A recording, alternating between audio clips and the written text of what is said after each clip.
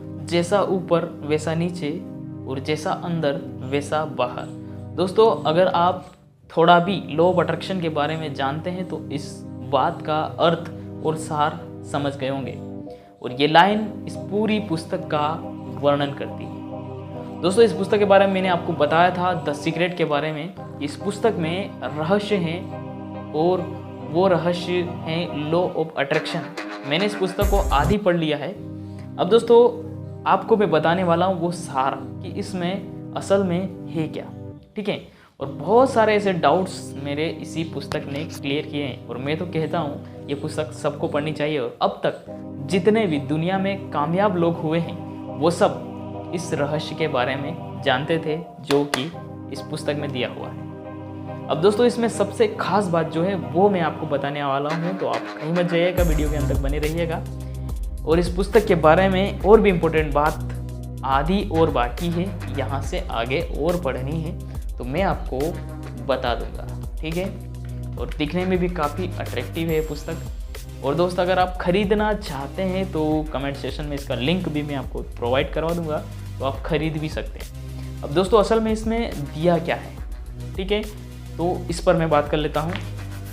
तो दोस्तों, इस पुस्तक में ख़ास बात ये दी गई है कि पूरा गेम जो है आपकी लाइफ का, आप आज जिस स्तर पे हैं इस स्तर पर केवल और केवल आपकी सोच, आपकी मेंटलिटी की वजह से हैं, ठीक है। अगर मैंने कोई ना कोई ऐसी सोच रखी होगी तब आज यहाँ खड़ा होके आपके सामने ये बात कह रहा हूँ, कह पा रहा हूँ। और इसमें एक सबसे बड़ी लाइन जो मुझे बहुत पसंद आई, और आप ध्यान से सुनिएगा, कि कोई भी इंसान अपने विचारों का ही प्रयोग करता, उसे अपडेट करके, यानी उसी का रिसाइकल करता। उदाहरण से समझिए, जैसे कि मैं स्टडी रिलेटेड वीडियो रिकॉर्ड कर रहा हूँ तो मुझे स्टडी रिलेटेड ही आइडियाज़ आएंगे। यानी कि आप किसी एक पॉइंट के बारे में अगर सोच रहे हैं तो उसी से रिलेटेड बहुत सारे आइडियाज़ आपके दिमाग में आना शुरू हो जाएंगे।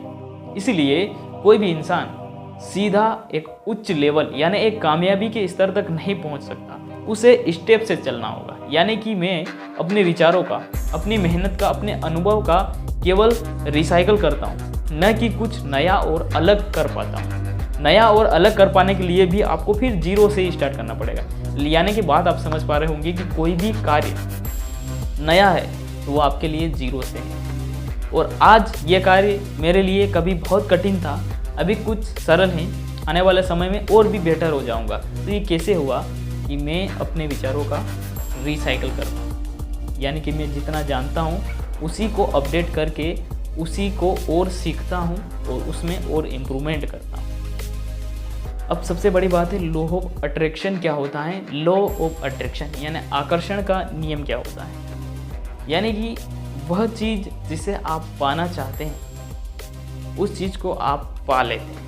अब दोस्तों, आप सोच रहे होंगे कि मैंने उस चीज़ को चाहा था, मैंने ये किया था, लेकिन वो चीज़ मुझ तक नहीं पहुंची है। तो ये भी मैं आपको बता देता हूं कि किसी चीज़ को पाने की चाहत पैदा होती है ना, उसकी एक फ्रीक्वेंसी होती है। अगर फ्रीक्वेंसी में आपका जितना ज़्यादा दम है वो चीज़ उतने ही जल्दी आपके तक आएगी, आप तक पहुँचेगी, ठीक है। माने कि आप किसी एग्ज़ाम की तैयारी कर रहे हैं, ठीक है। अगर उस एग्ज़ाम में आप ठान लिया है कि मुझे ये पास करना है तो आप पहले, दूसरे, तीसरे अटेम्प्ट में ज़रूर उसे प्राप्त करोगे। और जिसकी फ्रीक्वेंसी इसमें सबसे प्रबल होगी वो इंसान अच्छे मार्क्स लेके आएगा। यानी कि एक टारगेट क्रिएट करना पड़ता है। और वही बात हो रही है कि आपने अगर ठान लिया है तो बस आप वही दिखता है, वही चीज़ दिखती है। और इसमें कामयाबी का मंत्र लिखा है दोस्त। जैसे कि आपको कामयाब होना है तो आप जो काम कर रहे हैं, अगर सोते, जागते, उठते, बैठते उसी चीज़ का विचार आता है तो समझ लेना कि आप सही रास्ते पे चल रहे हैं और आप कामयाब हो जाएंगे, क्योंकि आपकी फ्रीक्वेंसी मेंटेन हो रही है। यानी कि ये जो ब्रह्मांड है ये अपनी फ्रीक्वेंसी को सुनता है और उसका रिप्लाई करता है। जी हाँ, यही इसमें रहस्य को छूती हुई बात है, ठीक है। यानी कि आप जिस चीज़ को पाना चाहते हो, आपने शाहरुख खान का वो डायलॉग सुना ही होगा कि इतनी शिद्दत से तुझे पाने की कोशिश की है, हर जर्रे ने तुझसे मिलाने की साजिश की। तो ये जो डायलॉग हैं ये आपने सुना होगा।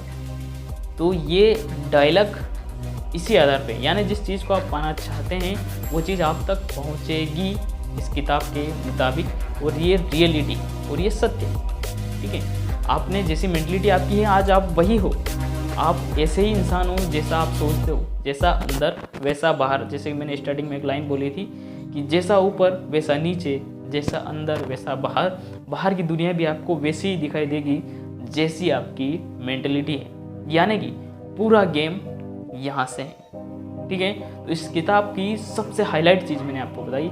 कमेंट सेक्शन में ज़रूर बताइएगा, अगर आप और अधिक जानना चाहते हैं तो मुझे कमेंट में ज़रूर बताइएगा, तभी मैं आपको बताऊंगा।